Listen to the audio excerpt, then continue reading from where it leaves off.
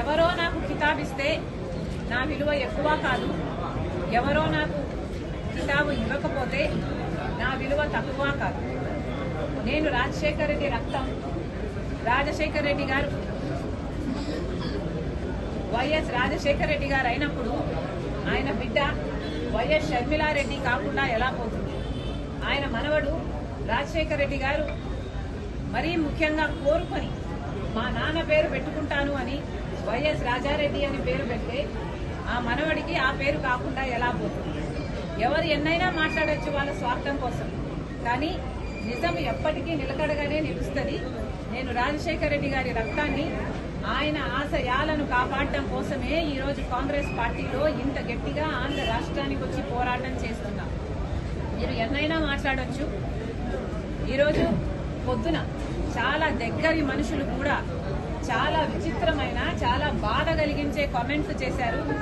కొండా రాఘవరెడ్డి అన్న నాకు కానీ నా కుటుంబానికి కానీ దగ్గర అనుకున్నాం, కానీ ఈరోజు ఆయన కూడా నా మీద నేను పాదయాత్ర ఎందుకు చేశాను అన్న దాని మీద ఆయన ఏదో అక్కడ ఉన్నట్టు, ఆయన బావుమర్ది అక్కడ సూపరింటెండెంట్ అయినట్టు, ఆయన అంతా విన్నట్టు ఏదేదో చెప్పారు. నేను పాదయాత్ర చేయాలి అని భారతమ్మ అడిగితే నేను పాదయాత్ర నేను చేస్తాను అని నేను అడిగినట్టు చెప్పారు. అన్న కొండ అన్న, మీ సూపరింటెండెంట్ చేత వచ్చి ఆయన ఈ మాట చెప్పించగలరా? మీరు మీ దేవుని మీద, మీ బిడ్డల మీద ప్రమాణం చేసి జరిగింది ఇది అని ప్రమాణం చేయగలరా మీడియా ముందర? నేను ప్రమాణం చేయగలను జరిగింది అది కాదు అని. నేను పాదయాత్ర చేస్తాను అని నేను ఎప్పుడూ అడగలేదు. నన్ను కోరితే నేను ఒబ్లైజ్ చేశాను తప్పితే ఇది నిజం కాదు అని నేను నా బిడ్డల మీద, నా దేవుని మీద ప్రమాణం చేసి చెప్పగలను. ఇదే స్థాయిలో మీరు చెప్పగలరా? నేను నా భర్త పోయి అక్రమంగా డబ్బులు సంపాదించుకోవాలి అన్న ఉద్దేశంతో మేము జగన్ రెడ్డి దగ్గరికి వెళ్లి మేము అడిగినట్టుగా మీరు చెప్తున్నారు. మీరు అక్కడ ఉన్నారా?